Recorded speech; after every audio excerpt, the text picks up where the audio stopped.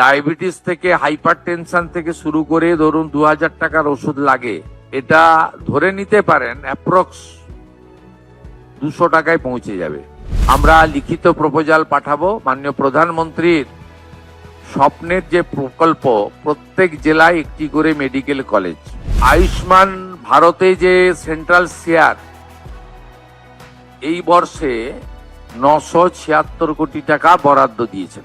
2000 টাকার ওষুধ মাত্র 200 টাকায়, বা বিভিন্ন জায়গায় বিভিন্ন প্রশাসনিক জায়গা যেখানে একেবারে মেডিকেল কলেজ নেই সেই সমস্ত জায়গায় মেডিকেল কলেজ খোলানো, বা স্বাস্থ্যসাথীটা যারা 100 কোটি মানুষ প্রায় স্বাস্থ্যসাথী পান তারা এইবার থেকে আয়ুষ্মান ভারত পাবেন। গোটা ভারতবর্ষে একেবারে চিকিৎসা সংক্রান্ত বিষয়ে পশ্চিমবঙ্গ এগিয়ে থাকবে। শুধু তাই নয়, আরো বেশ কয়েকটি একেবারে মানুষের জন্য, সাধারণ মানুষের সুবিধার জন্য প্রকল্পের ঘোষণা করলেন মুখ্যমন্ত্রী শুভেন্দু অধিকারী।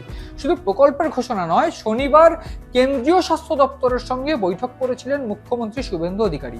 কেন্দ্রীয় স্বাস্থ্য দপ্তরের সঙ্গে বৈঠকের পর কার্যত যে চিত্রটা পরিষ্কার হয়ে গিয়েছে সেটা এইরকম যে সাধারণ মানুষের জন্য, সাধারণ মানুষের চিকিৎসার জন্য আর দুয়ারে দুয়ারে ঘুরতে হবে না, কিংবা একেবারে চিকিৎসা না পেয়ে কাউকে হয়তো মরে যেতে হবে না। কেন আমি এই কথা বলছি? কারণ ইতিমধ্যে আমরা পশ্চিমবঙ্গের যে রেফার কালচার, যে একেবারে চিকিৎসা না পেয়ে চিকিৎসার গাফিলতিতে মৃত্যুর অভিযোগ আমরা একেবারে অহরহ দেখি, এইবার সেই কালচার হয়তো বদলাতে চলেছে। ইতিমধ্যে কেন্দ্রীয় স্বাস্থ্য দপ্তরের সঙ্গে বৈঠক করার পর একটি প্রেস কনফারেন্স করেন মুখ্যমন্ত্রী শুভেন্দু অধিকারী। সেই প্রেস কনফারেন্স থেকে তিনি পরিষ্কার করে ঘোষণা করেন যে যারা আয়ুষ্মান ভারত নতুন অ্যাপ্লাই করবে তারা পাবেন, বা যারা স্বাস্থ্যসাথী পেতেন তারা এইবার আয়ুষ্মান ভারত সুবিধা পাবেন, এবং সবাইকে কিন্তু এই আয়ুষ্মান ভারতের আওতায় আনা হবে। এক্ষেত্রে আরও যে বিষয়গুলো তিনি বলেন যে এতদিন অবধি তৃণমূল সরকার বা পূর্বোত্তর যে সরকার ছিল সেই সরকার শুধু বিরোধিতা করে গেছে, তার জন্য কোটি কোটি লক্ষ লক্ষ মানুষ শুধুমাত্র একেবারে বঞ্চিত থেকে গিয়েছেন। কেন্দ্রীয় প্রকল্প থেকে বঞ্চিত থাকার অর্থ কার্যত পিছিয়ে থাকা। এক্ষেত্রে মুখ্যমন্ত্রী শুভেন্দু অধিকারী জানাচ্ছেন যারা নতুন করে আয়ুষ্মান ভারতের সঙ্গে যুক্ত হতে চান, যারা যুক্ত ছিলেন না তারা এবার যুক্ত হওয়ার সুযোগ পাবেন। অন্যদিকে সার্ভাইকাল ক্যান্সারের প্রিভেন্টিভ ভ্যাকসিনেশন শুরু হবে। সার্ভাইকাল ক্যান্সারের ভ্যাকসিনেশন ফেব্রুয়ারি 2026 মাননীয় প্রধানমন্ত্রী দেশব্যাপী চালু করেছেন।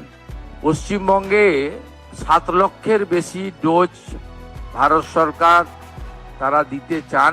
14 থেকে 15 বছরের আমাদের বোনেদের বা বালিকাদের এটা দিতে পারি।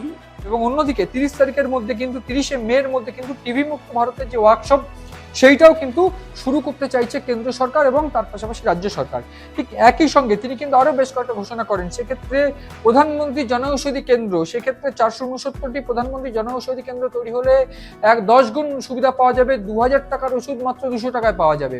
ডায়াবেটিস থেকে হাইপার টেনশন থেকে শুরু করে ধরুন 2000 টাকার ওষুধ লাগে, এই 469টি সরকার নিয়ন্ত্রিত প্রধানমন্ত্রী জনঔষধি যোজনার সেন্টার চালু হলে এটা ধরে নিতে পারেন অ্যাপ্রক্স 200 টাকায় পৌঁছে যাবে। এই বিষয়গুলো কিন্তু তিনি পরিষ্কার করে উল্লেখ করে দিয়েছেন। এক্ষেত্রে আরো বলতে চাইবো 4টি জায়গায় মেডিকেল কলেজ শুরু হতে পারে সেই প্রস্তাবও কিন্তু কেন্দ্র সরকারকে পাঠানো হয়েছে, জমি সংক্রান্ত প্রস্তাব বা অন্যান্য কিছু। এক্ষেত্রে কালিম্পং, আসানসোল, দক্ষিণ দিনাজপুর এবং আলিপুরদুয়ার এই 4টি প্রশাসনিক জেলায় কিন্তু একেবারে মেডিকেল কলেজ নেই, এখানে মেডিকেল কলেজ হতে পারে এবং বিরাট ঘোষণা বলা ভালো। এক্ষেত্রে শুভেন্দু অধিকারী মুখ্যমন্ত্রী পরিষ্কার করে জানিয়ে দিয়েছেন যে রাজ্যের স্বাস্থ্যের জন্য একটা নতুন দিশা আসতে চলেছে।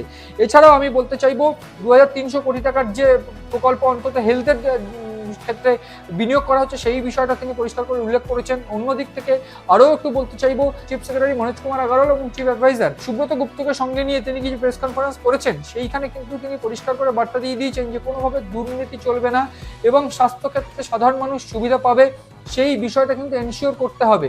এই বিষয়টাও কিন্তু অত্যন্ত গুরুত্বপূর্ণ এবং সেক্ষেত্রে সাধারণ মানুষ যে উপকৃত হবেন সেক্ষেত্রে একেবারে কোনো দ্বিমত নেই। এবং এই জায়গায় দাঁড়িয়ে মুখ্যমন্ত্রী শুভেন্দু অধিকারীর এই যে প্রস্তাব, সেই প্রস্তাবগুলো কিন্তু এটাও পরিষ্কার হয়ে গিয়েছে যে প্রায় 3000 কোটি টাকার বিনিয়োগ ইতিমধ্যে পৌঁছে গিয়েছে, তার 4 ভাগের 1 ভাগ কিন্তু রাজ্যকে ট্রান্সফার করে দেওয়া হয়েছে। ফলে সব মিলিয়ে 4টে জেলায়, প্রশাসনিক জেলায় মেডিকেল কলেজ হতে চলেছে।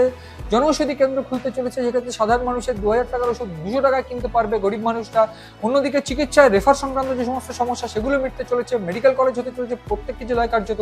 ফলে সাধারণ মানুষ কিন্তু আর কার্যত কলকাতা ছাড়া কোনো জায়গায় গতি নেই চিকিৎসার, এই বিষয়টা আর হতে হবে না। এবং সব মিলিয়ে মুখ্যমন্ত্রীর যে অঙ্গীকার স্বাস্থ্যক্ষেত্রে পশ্চিমবঙ্গকে আরো এগিয়ে নিয়ে যাওয়ার, সেই অঙ্গীকার পূরণে তিনি একেবারে বদ্ধপরিকর, সেই বিষয়টাই কিন্তু কার্যত পরিষ্কার হয়েছে আজকের তার ঘোষণায়।